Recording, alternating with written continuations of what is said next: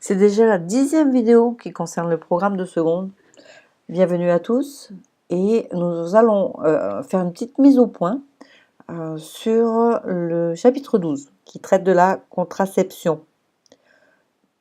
Pas de synthèse pour les deux cours IST-MST parce que j'ai trouvé des vidéos qui sont vraiment impeccables, je ne pourrais pas faire mieux, sur le site de l'Agence sanitaire et sociale de Nouvelle-Calédonie.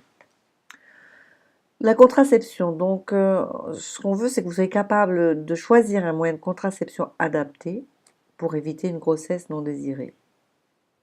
Une petite situation où on va avoir plusieurs lycéens qui doivent faire face à des problèmes. Quel problème? Comment s'informer et choisir une méthode contraceptive pour éviter une grossesse non désirée. Si on analyse la situation avec l'outil QQ-OQCP, on pourrait dire quel est le problème? Le manque d'informations pour éviter une grossesse non désirée. Qui est concerné? Enfin, qui sont concernés? Cédric et Adeline, qui débutent une relation amoureuse, et Chloé, inquiète face à sa grossesse non désirée. Quand se protéger? Dès le premier rapport. Comment trouver la méthode contraceptive adaptée? En rencontrant un professionnel de santé, par exemple l'infirmière du lycée, qui est absolument top. Je vous conseille vraiment d'aller la voir en cas de souci. Pourquoi? Choisir une méthode qui convient et qui est adaptée à chacun. Je suis sûre que vous aviez déjà tout trouvé. Bien sûr, rien n'est nouveau pour vous. Par contre, si on allait un petit peu plus loin, on va essayer de revoir un petit peu et de comparer les modes d'utilisation de plusieurs moyens de contraception. Donc, on a un document qui liste, sous forme de tableau, les moyens de contraception. On fait le point comment ils sont utilisés, comment l'obtenir et leur efficacité. Alors, on va en les prendre un par un. La pilule, elle est prise chaque jour à la même heure. On arrête 7 jours pour la plupart des pilules. Efficace à 99%. Tous ceux que je vais vous citer maintenant, on va les avoir sur ordonnance, on dit aussi prescription médicale en pharmacie. Le patch est collé sur la peau chaque semaine pendant 3 semaines. L'implant posé sous la peau du bras par un médecin et il peut être retiré si besoin. Et ces dispositifs sont efficaces à au moins 99%. C'est ce qu'on écrit en haut à droite dans le tableau. On arrive au stérilet, qu'on appelle aussi DIU, dispositif intra-utérin, est placé dans l'utérus par le médecin, bien sûr, pour une durée de 5 ans. Et il est efficace à plus de 99%. Bien sûr, on est obligé d'aller voir le médecin et donc on l'a sous ordonnance. Le préservatif masculin ou féminin se retrouve en pharmacie, dans une station-service, un café-tabac, un distributeur automatique, en supermarché même. Son efficacité est de 86 à 97%. Le préservatif masculin, comment est-il utilisé? Il se déroule sur le pénis en érection avant chaque rapport. Le préservatif féminin est positionné dans le vagin en plaçant un anneau à chaque extrémité. Donc, tous ces moyens de contraception préventifs d'action limités dans le temps. Pourquoi vaut-il mieux associer le préservatif à un autre moyen contraceptif, par exemple l'implant, pour prévenir une grossesse non désirée? Si le préservatif est mal utilisé, une grossesse peut survenir. L'association avec un autre moyen de contraception augmente l'efficacité de la protection.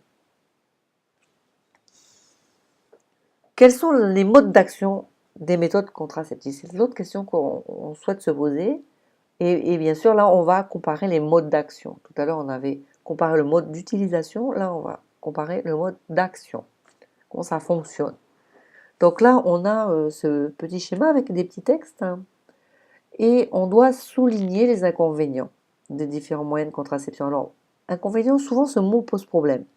Je vous rappelle, inconvénient, c'est tout ce qui est difficile, qui n'est pas pratique, qui est négatif. Le contraire, ça sera avantage. On dit aussi inconvénient ou limite. Donc voilà, hein, donc pour le patch, ça peut se décoller.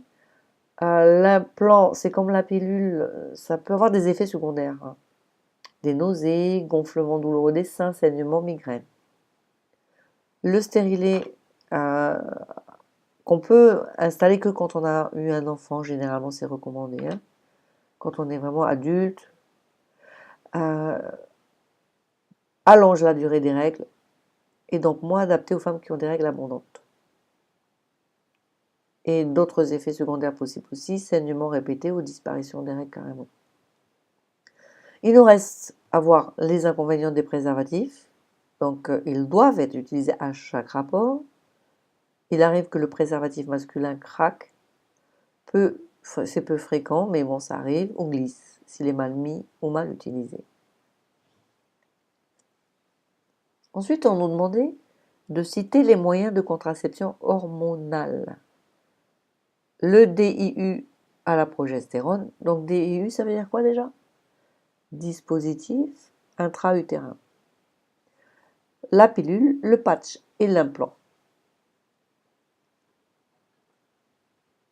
Ensuite, on nous demande de repérer le mode de contraception qui correspond un peu à son mode d'action dans la deuxième partie. Donc, ce qui va empêcher l'implantation de l'œuf, c'est le stérilet, qui va empêcher le développement de la muqueuse utérine et donc l'implantation de l'œuf, le stérilet à la progestérone, la pilule, l'implant et le patch. Ce qui va éviter la fécondation, c'est le préservatif, qu'il soit masculin ou féminin. Et enfin, le patch, la pilule et le stérilet empêchent la fécondation également en bloquant la progression des spermatozoïdes vers les trompes. Les trois moyens qui empêchent l'ovulation sont le patch, la pilule et l'implant. Voilà, essayez que ce soit clair dans vos têtes pour se remémorer un peu tout ça. Ensuite, s'il y a une personne qui ne supporte pas la contraception hormonale, qui a trop d'effets secondaires, on va lui conseiller le préservatif féminin ou masculin.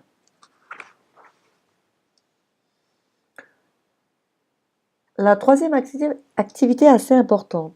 Quels sont les recours en cas de prise de risque? Comment réagir? Donc les deux principaux recours sont la contraception d'urgence et l'interruption volontaire de grossesse. Ce sont les titres des petits textes qu'on nous donne pour en apprendre plus. Et enfin, pour répondre aux questions, quel moyen peut être délivré sans prescription? La contraception d'urgence, qui est hormonale. Dans un délai de 3 à 5 jours maximum, plus on attend, moins c'est efficace. Une mineure peut utiliser cette contraception sans l'accord des parents et elle peut se la procurer dans un centre de planning familial. Pour nous, c'est le CCF, Centre de conseil familial, qui est à Montravel, ou alors à la pharmacie ou auprès de l'infirmière scolaire.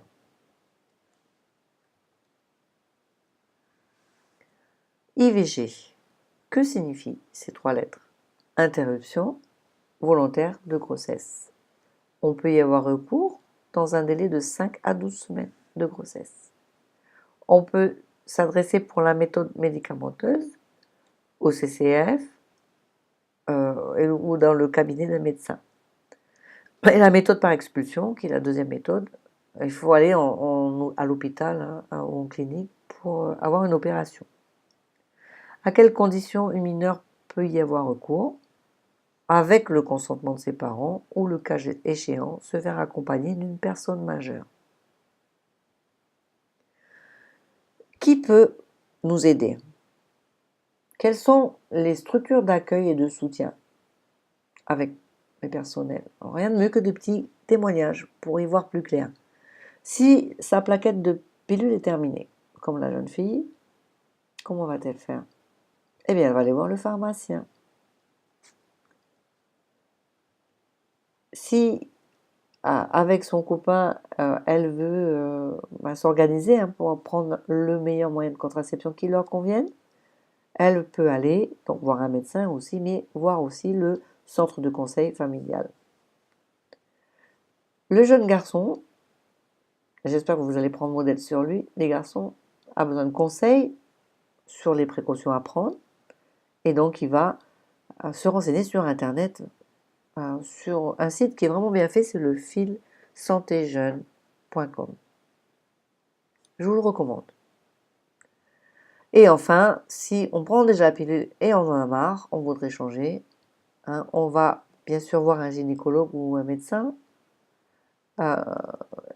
Et aussi, bien sûr, on peut aller voir l'infirmière, hein, pour en discuter. Permanence, lundi, mardi matin.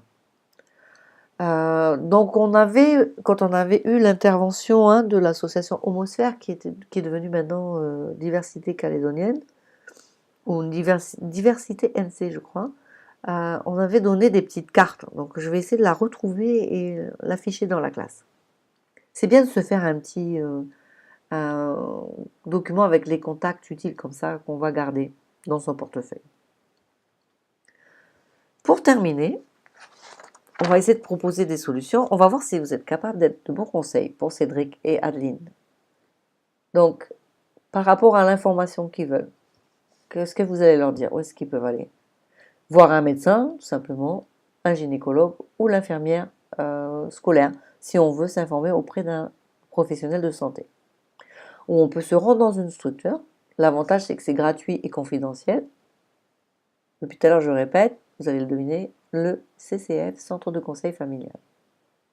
Ou on brousse dans le dispensaire, bien sûr. Poser des questions sur Internet. Donc, on peut non seulement aller lire des choses, mais aussi poser des questions sur des sites comme Fil Santé Jeune, ou un autre site qui est pas mal, c'est choisirsacontraception.fr.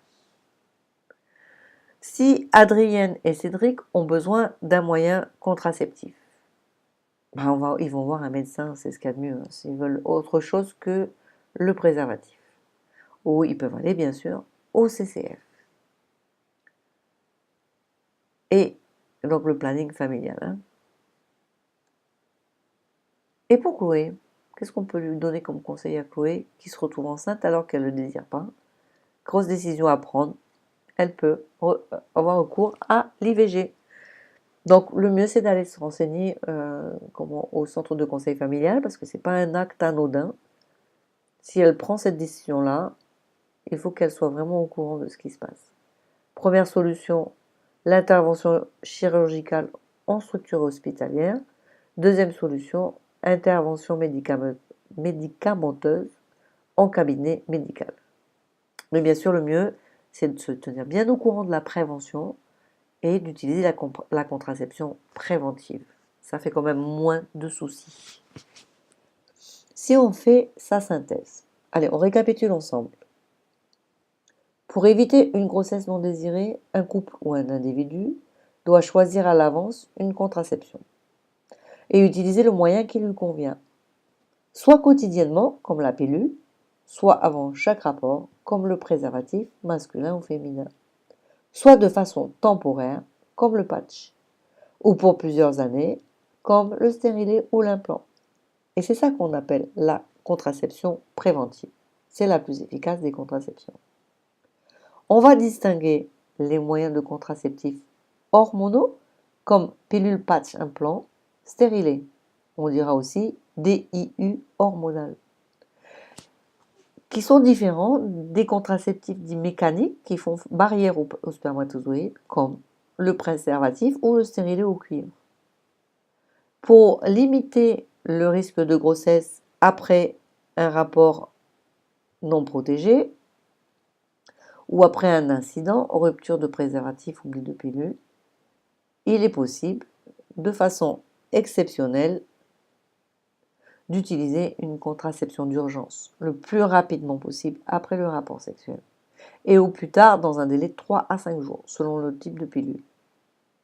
On appelle ça, vous vous rappelez, la contraception d'urgence. À ne pas confondre donc avec la contraception préventive. Pour aller plus loin, pour interrompre une grossesse non désirée, alors qu'on n'a pas pensé à tout ça avant, l'IVG ou interruption volontaire de grossesse doit être pratiquée dans un délai maximal de 12 semaines de grossesse pour la méthode chirurgicale et 5 semaines pour la méthode médicamenteuse. Je vous encourage à aller regarder des vidéos Celles de l'Agence sanitaire et sociale sont très très bien faites. Et de faire une carte mentale pour essayer de mémoriser tout ça. N'hésitez pas à me demander de vous expliquer la méthode. Eh bien, à très bientôt pour la suite.